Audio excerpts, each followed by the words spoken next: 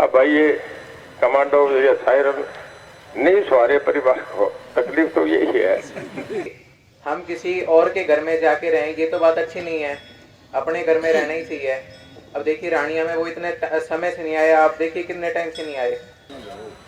अगर हम सरपंच जी का चुनाव लड़े तो मुझे तो शर्म आएगी, गांव में वोट में मुझे इसमें भी शर्म आ रही है कि नहीं लड़ना पड़ रहा है। नमस्कार, स्वागत आपका केयर हरियाणा पे। मैं हूं आपके साथ रमेश जाखड़ और इस वक्त मैं मौजूद हूं खारिया में और यहां पे आपको मैं तस्वीरें दिखाना चाहूंगा कि चौधरी रणजीत सिंह की एक जनसभा जो है वो यहां पे रखी गई है, क्योंकि नामांकन पत्र दाखिल जो है वो गगनदीप का जो है वो चौधरी गगनदीप जो उनके बेटे हैं, पुत्र हैं, उनका नामांकन पत्र दाखिल करने के बाद यहाँ पे जो है वो काफ़ी अच्छी संख्या में लोगों को जो है वो इकट्ठा किया गया और एक रोड शो के माध्यम से जो है वो गाँव-गाँव जा करके एक मैसेज जो है वो लगाया जाएगा कि वोट जो है, वोटों की अपील जो है वो लगातार चौधरी रणजीत सिंह के द्वारा जो है वो की जाएगी। तो ऐसे में सभा को यहाँ पे संबोधित किया है। संबोधन के दौरान जो है वो चौधरी रणजीत सिंह ने क्या कुछ कहा है वो सुनिए। उसके बाद रोड शो में किस तरह की भीड़, किस तरह की लोगों का उत्साह जो है वो देखने को मिलता है, देखते हैं। मेरे पापा का पहले मन नहीं था ये चुनाव लड़ने का, पर जब उन्होंने नामांकन भरा तो अपने हल्के में नहीं भरा, मेरे दादाजी के हल्के में भरा। तो देखिए जी, हम सबका इतना लगाव है, प्यार है, हम परिवार की तरह एक। तभी मेरे पापा ने कहा कि नहीं, मैं यहाँ पे अपने लोगों की सेवा मैं करूँगा, किसी अन्य हल्के वाले को नहीं आने देना। क्योंकि देखिए जी, हम किसी और के घर में जाके रहें ये तो बात अच्छी नहीं है, अपने घर में रहना ही सही है।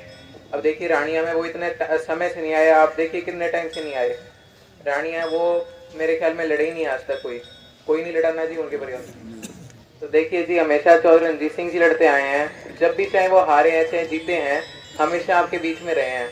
2004 से लेकर अब तक, जब से रानी हल्का बना है तब से वो भले ही पहले 2 बार हारे हैं, पर दोनों बार हारने के ऐसे बात नहीं है कि वो आए नहीं, आपके बीच में हमेशा रहे, आपकी समस्या सुनी है। तो देखिए जी, मैं तो आपसे यही एक अपील कर रहा हूँ, मैं आपका बच्चा हूँ, आप सभी के हमेशा बीच रहा हूँ। अभी तो मेरा स्कूल था तो मैं आपके बीच में आ नहीं पाया। देखिए जी, मेरे पिताजी को आप जितने मतों से जिता पाएँ, आप प्लीज़ अपने जितने भी रिश्तेदार हैं, साथी हैं, सभी को बोल के और बहुत भारी मतों से इनको जिताइए, चौधरी रणजीत सिंह जी चौटाला को। अगर हम सरपंच जी का चुनाव लड़े तो मुझे तो शर्म आएगी, गांव में वोट में मुझे इसमें भी शर्म आ रही है कि नहीं लड़ना पड़ रहा है। हमारे भतीजे ने एक फैसला ऐसा कर दिया कि मुझे आपकी माननी पड़ी। मैं अब भी कह रहा हूँ मैं नहीं लड़ना चाह रहा, अब भी मैं ये कह रहा हूँ कि ओम प्रकाश जी बड़े अगर दोनों को बुला के कह दे हट जाओ, तो मैं तो चाह रहा हूँ ये नहीं होना चाहिए हमारे घर में। पर अब राजनीतिक फैसला, जनता का फैसला, मुझे फैसला स्वीकार करना पड़ा। देखिए, कई बार ऐसे निर्णय लेने पड़ते हैं जब नहीं चाहने पे भी करना पड़ता है। एक ऐसे फैसले पे अगर मैं पीछे हटता तो लोग ये कहते हैं रणजीत सिंह लड़ने का, और इस करके मुझे ये चुनाव लड़ना पड़ा। पर मैं समझता हूँ इतने लोग बैठे हैं, एक ओपिनियन पोल होता है, एक कॉन्शियस होती है, एक अंदर की आत्मा होती है।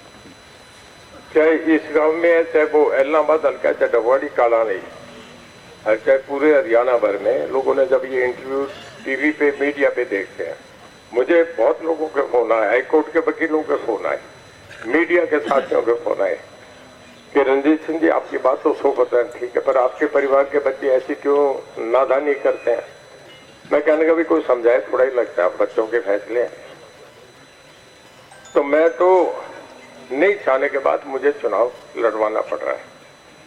एक चर्चा चला पर हम सब लोगों में कि यार हमने गलती करी, रामचंद्र को बना दिया, कृष्ण को बना दिया। अगर 10 साल पहले रणजीत सिंह बनना तो एक खारिया वाला नक्का नीचे हो जाता ना, थी ना ये बात है। गलत कह रहा हूँ क्या जी? ये रस्ता खड़ा खरीफ चैनल पहले चल जाती ना, ये सामने जो पैसा लग रहा है ये सब लग जाता ना, पता नहीं अब तक कहाँ पहुंच जाते।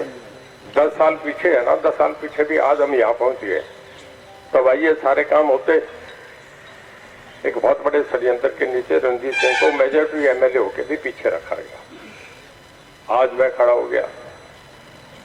अब भाई ये कमांडो या सायरन नहीं सवारे परिवार को, तकलीफ तो यही है। सारा 12 इलेक्शन लड़के गए थे कि यार ये रानिया वाले मजे क्यों करे, सारी लड़ाई तो इस बात की है। तो भाई ये अगर चाह रहे हो तो ये ठीक है, तो तो रणजीत सिंह को मैंने पहले बताया था कि सत्ता में रखूंगा, लेके चलूंगा, मैं कहीं जाऊं कैसे जाऊं, ये खारिया गांव में कह के गया सारा गांव, एक आदमी भी कहते मैंने नहीं कहा। पॉलिटिकली सूझबूझ है। और मैं ये भी जानता हूं 2 साल ये सरकार है कि 5 साल फिर चलेगी, ये तो 10 दिन का खेल है। गगनदीप सिंह आप लोगों की मांग थी, इस करके मुझे करना पड़ा। अरे एक कवरिंग कैंडिडेट भी होता है कि अगर पहले का नॉमिनेशन बाई चांस रिजेक्ट हो जाए तो फिर दूसरा होता है। कई बार आदमी अपनी पत्नी का दे देता है। मैं गगनदीप की वाइफ का भी भर सकता था, पर घर में थोड़ा सा अब तक का घर का हिसाब किताब दे के मैंने समझा कि नहीं, पहले तो बच्चों को ही लड़ाया जाए, लड़कों को ही लड़ाया जाए। तो मैंने इनका नहीं, मैंने भाई सारे खारिया गांव ने मेरा इतना साथ दिया है, मुझे 2800 वोटों की लीड दी, तो मैंने समझा कि फिर खारिया भी तो दूसरा अपना बेटा की तरह समझे। मैंने दूसरा नॉमिनेशन राजकुमार नैन को करा।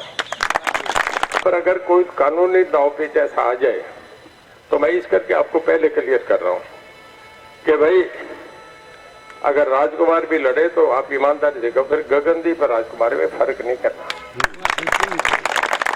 ठीक कह रहा हूं ना? तो पहले हाथ खड़े करके मेरे को ये बताओ कि मैं रणजीत सिंह की जबान है, अब ये नींदरों की बात है, यही चीज जान लगाना चाहे कोई कैंडिडेट आ जाए, ये मेरी इज्जत का सवाल है। देखिए आप चाह रहे हो कि रणजीत सिंह आगे बढ़े, रानिया का पूरा डंका बजे, सारी राजनीति जमा, मेरे जैसा नहीं मिलेगा जो घर घर राम राम करे हर जगह करके तुम्हें मिलता मिले, नहीं मिलेगा। दोनों में कोई कैंडिडेट आ जाए, राजकुमार जी खड़े हो जाओ, ये आपका हमारा ईमानदारी का फैसला। मैं दिन रात में कहूंगा चुनाव यहाँ से जीतना चाहिए। आपका बहुत धन्यवाद। जय।